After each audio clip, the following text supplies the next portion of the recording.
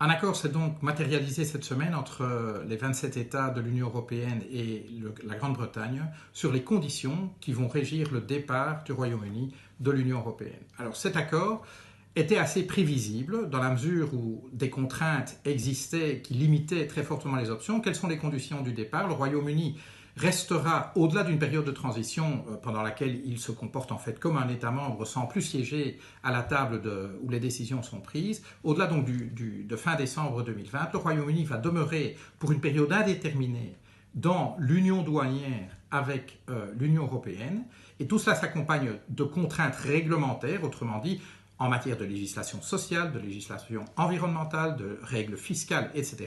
Le Royaume-Uni devra s'engager à ne pas faire de régression dans sa propre législation par rapport à la législation actuelle de l'Union européenne. Autrement dit, le Royaume-Uni se retrouve à devoir, pour une période indéterminée, s'aligner très largement sur les législations européennes sans plus siéger à la table où ces décisions sont prises. Alors, est-ce que c'était prévisible? Oui. C'est très clair que la meilleure situation pour le Royaume-Uni en termes de contrôle démocratique était d'être membre de l'Union européenne parce qu'alors les Britanniques siégeaient au Parlement européen, au Conseil européen, à la Commission européenne.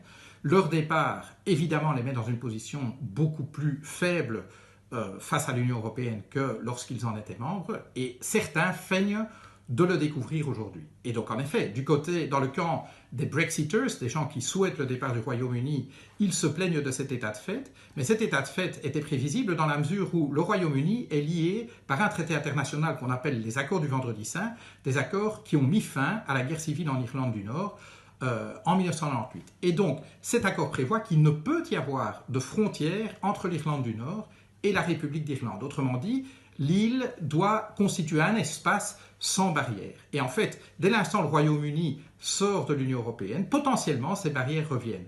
Et c'est pour éviter ces barrières douanières et ces barrières réglementaires que toute cette construction a été réalisée qui, en fait, lie les mains très largement du Royaume-Uni. Mais tout cela était prévisible et personne ne peut dire que c'est un élément réellement nouveau. Mais résultat des courses, c'est que il n'est pas impossible qu'après l'accord du gouvernement britannique qui est intervenu la nuit dernière et qui se solde par déjà des démissions ministérielles au sein du cabinet britannique, il n'est pas impossible que cet accord soit rejeté par la Chambre des communes, par une coalition un petit peu hétéroclite qui combinerait à la fois les partisans d'un Brexit dur et brutal avec l'Union européenne et en fait les partisans du maintien du Royaume-Uni au sein de l'Union européenne qui estiment évidemment que le deal est nettement moins bon qu'un deal qui verrait le Royaume-Uni rester au sein de l'Union européenne. Qu'est-ce qui va se passer? Il est assez difficile de le dire, mais ce qui nous semble en tout cas, à nous les Verts, et en tant que démocrates le plus logique, c'est que la parole soit à nouveau donnée au peuple britannique. Lorsqu'il s'est exprimé pour le référendum,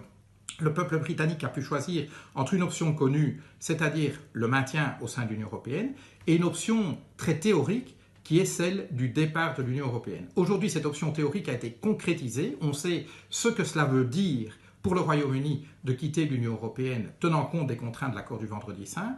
Et donc, je crois qu'il serait sain que le peuple britannique se prononce en disant finalement, entre ces deux options, laquelle préférez-vous? Il y en a évidemment une troisième, qui est une sortie bête et brutale, mais celle-là serait extrêmement dommageable à la fois pour le Royaume-Uni et pour les 27. Et donc, j'espère en tout cas que cette option ne sera pas considérée. Alors, de quelle manière peut-on consulter le peuple britannique? Il y en a deux.